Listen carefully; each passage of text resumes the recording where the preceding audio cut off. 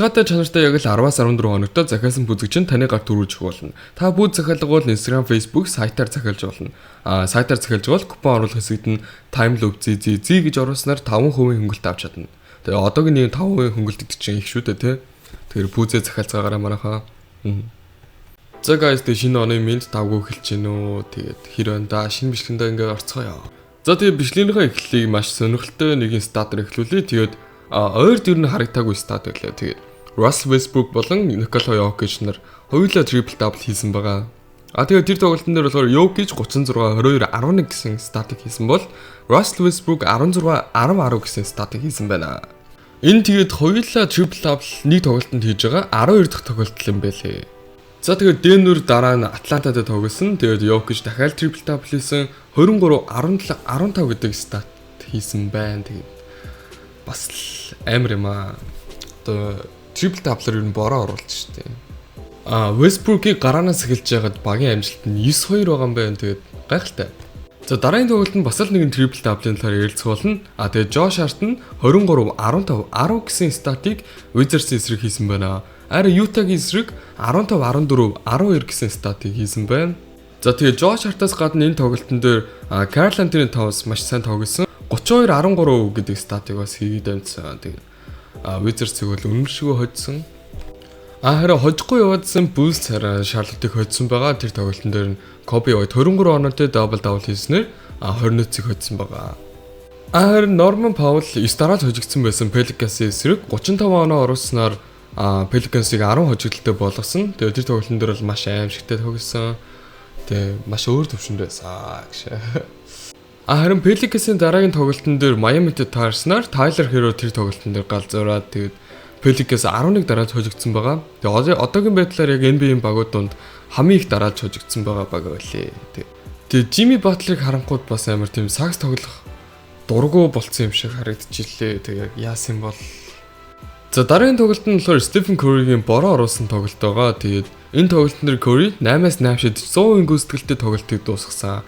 Тэгээд 8-аас 8 шидэж 100% гүйцэтгэлтэй тоглолтыг дуусгасан карьерт нь анхны тохиолдол юм бэлээ. Тэгээд 3-аас 8-8 шидэхдээ 10 assist өгсөн бас анхны тоглогч болж байгаа юм байлээ.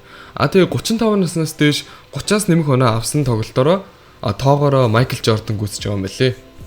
За манай хотын баг маань дахиад нэг хожлыг авсан. Ер нь л дугаар болгон дээр яг хотынхаа багийн нэг хожлыг би яриад явж гин. Тэгээд гоё нь. Тэгээ энэ тоглолтын дээр Jordan Poole 6 одоо 3-аас хийгээд 30 оноо авснаар Bulls-ыг хожсон. Тэгээд сайн байна залгам байна гэж. За De'Aaron Fox 33 оноо аваад манай Kyrie Luka 2 байхгүй байхад манай багийнхныг дээрлэж хожсон байна. Тэгээд 100-110-аар тоглолт дууссан байсан. Тэгээ манайхан ер нь баг хожих төгссөн. Тэгээд яалт ч тоглолтыг төгсөх Kyrie Luka 2 байхгүй байсан учраас тэгээд хожигдсан хүч мөсцсөн. Тэгээд Luka ирэхээр алнаа. За MVP-ийн нэг рүү орж ирсэн Shai Gilgeous-Alexander-ын талаар ярих гэж байна. Тэгээд Minnesota-г 43-2-4 гэсэн статаар хожсон байна. Харин Clippers-ыг 29-3-8-2 гэсэн статаар хожсон байна. Тэгээ Shai-г лигд ер нь хамгаалж чадах тоглогч маш цөөхөн байна. Тэгээд маш одоо эзэнгүй юм шиг л айлын талбайраа гүйж ороод оноо өдр авч байгаа харагддаг. Тэгээд бас MVP авчих юм билүү дээ. За тэгээ манай OKC-гийн залуучууд шинэ франчайз рекорд тогтоосон байна. Тэр нь юу вэ гэхээр 13 дараалж хожсон рекорд байна. Харин KD-ийн хөдөлгөөр 12 дараалж хожиж исэн рекорд байсан байна. За дараагийн тоглолт маань болохоор Suns-ийн эсрэг Memphis-ийн тоглолт байна. Тэгээ энэ тоглолтын дээр Jaren Jackson Jr 38 оноо, Desmond Bane 31 оноо авснаар Suns-ыг хожсон. Тэгээд Memphis-ийн 9 тоглогч байхгүй байсан. Тэгээ Suns-ыг хожсон. Гэхээр бас ямар сонирхолтой тий. Jack мэтчлээ ер нь бол лидерүүд нь байхгүй байна. Ганц Desmond Bane, Jaren Jackson тий.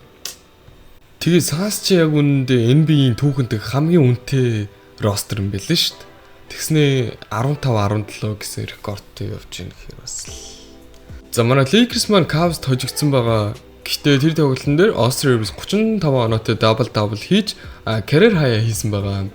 Тэгээд энэ тоглолтын дээр бол Austin Rivers үнэхээр сайн тоглосон.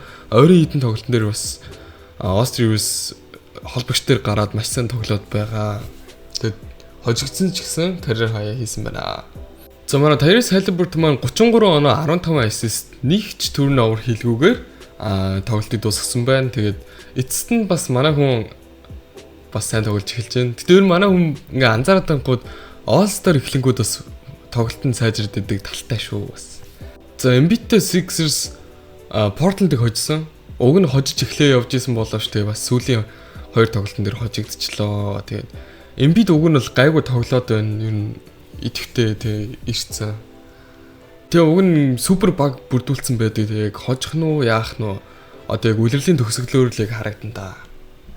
За ер нь бол Jason Tatum-д Timberwolves-ийн фэнүүд бас дургу болж байгаа байхаа. Энэ бол Timberwolves-ыг бас эзэгнээд байна шүү дээ, тэ. Тэгээ Jason Tatum Timberwolves-ийн эсрэг 33 оноо унгасан байна. Тэгээ Jason Tatum угаасаа бас MVP-д маш хүчтэй өрсөлдөж байгаа тоглогчны нэг. Тэгээ MVP авч магадгүй энэ үйл бол бүр гайхалтай тоглож байгаа.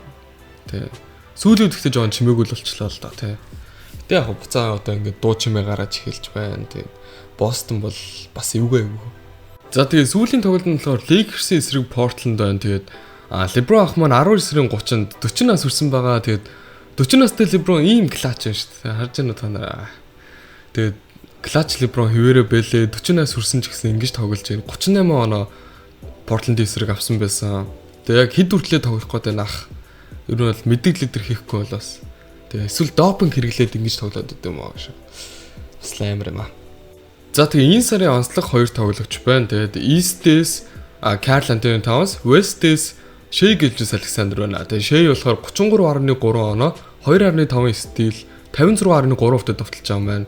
Karl Anthony Towns болохоор 23.2 оноо, 14.6 rebound, 56.6% довтолж байгаа юм байна.